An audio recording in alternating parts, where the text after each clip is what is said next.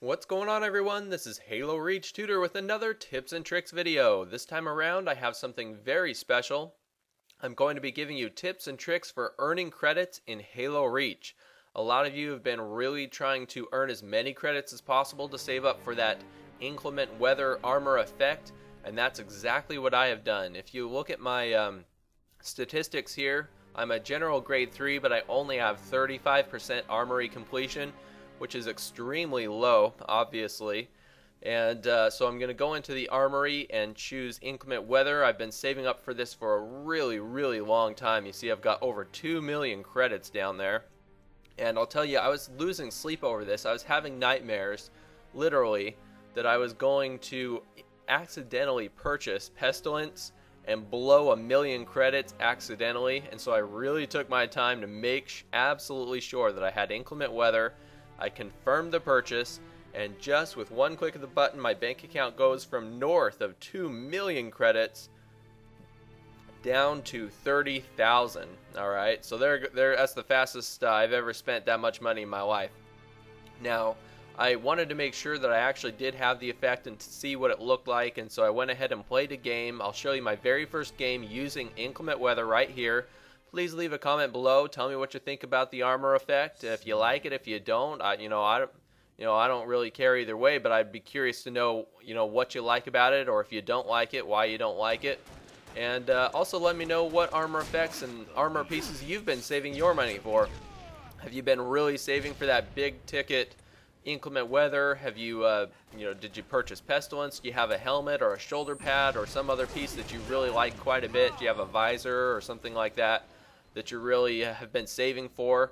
Or is there something you've already purchased that you really love, that you're really glad you bought that item and you use it or wear it all the time?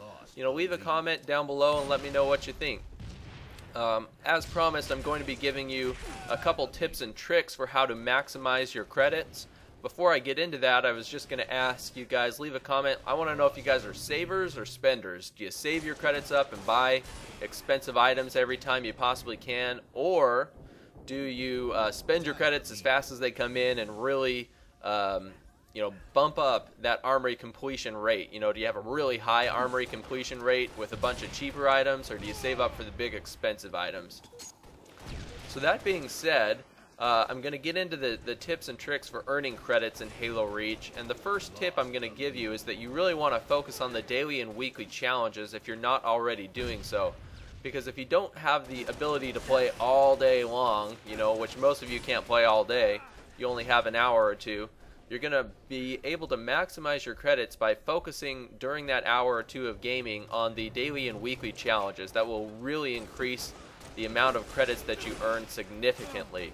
So that's my first tip or trick. If you don't already focus on the daily and weekly challenges, make sure that you're doing that, because you'll notice that you get a lot of credits for completing the challenges, but also along the way you have to play several games in order to complete those challenges. I mean, some of them you can get in a single game, but others take quite a few games. Especially the weekly challenges can take a lot of games, and all of those games added together that went into your daily or weekly challenge really are worth a lot of credits. And you'll notice that the process of earning the daily and weekly challenges actually adds up significantly to a large number of credits. Much more than just the one-time bonus that you get when you're awarded the credit. Another thing that you can do is kind of similar, is the commendations. If you haven't kept a close eye on your commendations, you really ought to do so. Go into the start menu under the player option, look at your commendations, see what your commendations are. You've got campaign, firefight, and multiplayer commendations, and you get a big credit award for earning each commendations. Now, the lower commendations, like in bronze and silver, don't really pay out terribly well, but the gold and the onyx commendations really pay a lot. You get a huge bonus for earning those commendations. So go through your commendations, see which ones you're close to, and then go into the lobbies and really focus on pounding out a commendation that you've almost completed already. And as you do that, you'll see that it's kind of the same as the challenges. Along the way, all those games that you're playing to get to the commendations, those add up very quickly. And so you get the one-time bonus for the commendations, but also you get the cumulative effect of all those different games that you've played that go into it. One thing I will point out is when you're going to get campaign commendations, do it in the matchmaking lobby. You get way more credits for playing campaign in the matchmaking lobby as opposed to custom a custom campaign game that you set up on your own.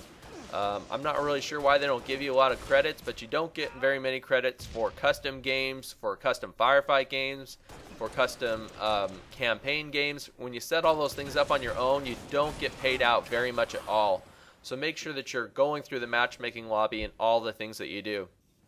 One other thing I'll point out is I've been playing a lot of Firefight Arcade lately because I've noticed it pays out extremely well.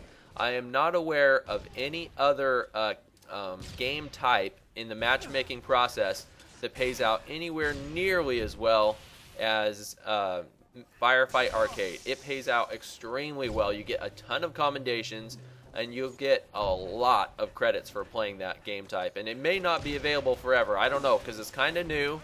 And so Bungie may adjust the number of credits that they award you, and they may not keep that game type around for a long time. So while it's here, I would recommend that you get into Firefight Arcade and really pick up a lot of credits. That's one way I was able to get to the 2 million that I have now, or had a couple minutes ago, was by going into Firefight Arcade and getting a lot of credits that way. Alright folks, make sure to leave a comment, give a thumb up, and subscribe before you go. Check out my channel. I have a lot of other fantastic videos, a lot of other tips and tricks, top 10, fails and bloopers, and other things, so check it out. Thanks for watching. This is Halo Reach Tutor signing out. I'll see you next time.